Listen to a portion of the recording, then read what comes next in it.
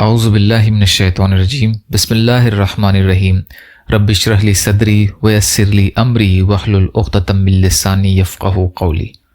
بکھرے موتی، چوتھا حصہ۔ متکبرین کا انجام، یعنی تکبر کرنے والے کا انجام۔ تکبر ایک ایسے مہلک مرض کا نام ہے جو چشم زدن میں اعمال کو رائیگاں کر دیتا ہے۔ تکبر سے انسان تباہی کے دہانے پر پہنچ جاتا ہے۔ تکبر سے دنیا میں بربادی ہوتی ہے، آخرت میں بھی ناکامی مقدر بن جاتی ہے۔ تکبر سے انسانی زندگی میں نفرت اور بیزاری پیدا ہوتی ہے اور اللہ تعالیٰ بھی سخت ناراض ہوتا ہے۔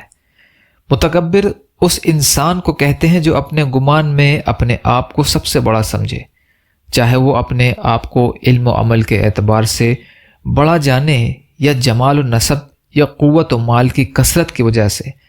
تکبر ایک مہلک مرض ہے۔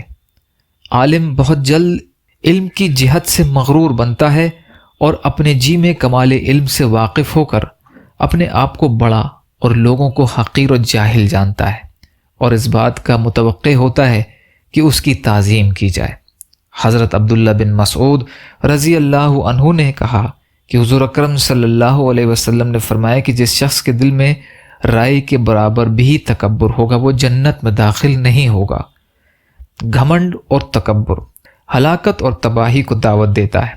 تواضع و انکساری مومن کی شان اور نجات کا سبب ہے، بس جو متکبر اور مغرور ہوگا بربادی و ہلاکت اس کا مقدر ہوگی، اور جو متواضع اور منکسر المزاج ہوگا دنیا میں بھی کامرانیوں کی منازل سے ہمکنار ہوگا اور آخرت میں بھی کامیابی اس کے قدم چومے گی۔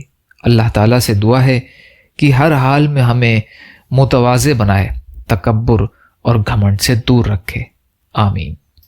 یا اللہ ہم سب کو کہنے سننے سے زیادہ عمل کی توفیق عطا فرما۔ یا اللہ مظلوم فلسطینیوں کی، کشمیریوں کی، روہنگیا مسلمانوں کی اور مسلمان جہاں بھی پریشان حال ہیں، ظالموں کے ظلم کا شکار ہیں، ان کی بھرپور مدد فرمائیے۔ ہم سب کو اپنی استطاعت کے بقدر اپنا حق ادا کرنے والا بنائیے۔ یا اللہ حلال دے دیجئے، حرام سے بچائیے، اپنے غیر سے بے نیاز کر دیجئے۔ یا اللہ جو مانگا وہ بھی عطا کر دیجئے، جو بھول گئے وہ بھی عطا فرمائیے۔ اللہم لا تسلط علینا من لا یرحمنا ولا یخافک فینا، اللہم اجرنی فی مصیبتی واخلف لی خیرا منہا، ربنا تقبل منا انک انت السمیع العلیم برحمتک یا ارحم الراحمین۔ لا الہ الا اللہ محمد رسول اللہ۔ السلام علیکم۔